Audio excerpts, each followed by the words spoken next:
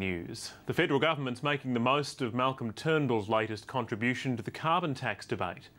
The former Liberal leader says it's embarrassing to suggest Australia would be acting ahead of the world by putting a price on carbon.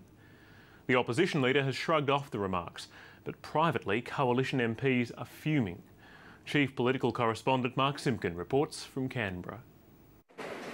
There are two ways to get businesses to cut their emissions. Labor's proposing a big stick, but Tony Abbott's offering billions of dollars worth of incentives. He talked up the need for quality control. If you get dud product, you get pretty pissed off.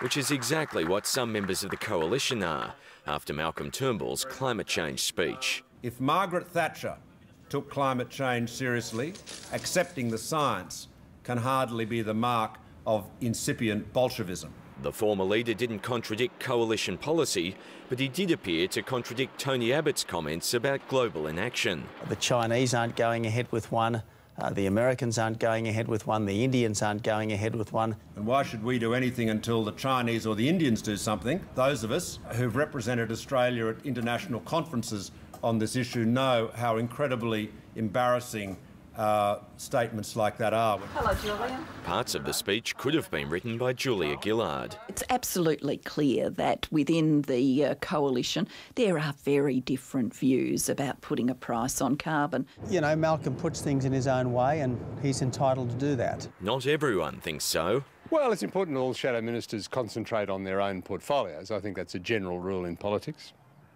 Other Liberals are fuming rather than smiling.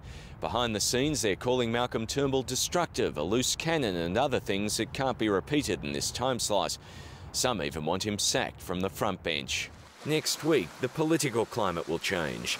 Months after announcing an asylum seeker deal with Malaysia, Australia will finally sign one on Monday or Tuesday. I'm much looking forward to releasing the detail and dealing with some of the myths and lies that have been peddled about the arrangement about Malaysia. It's a bad deal and it hasn't worked.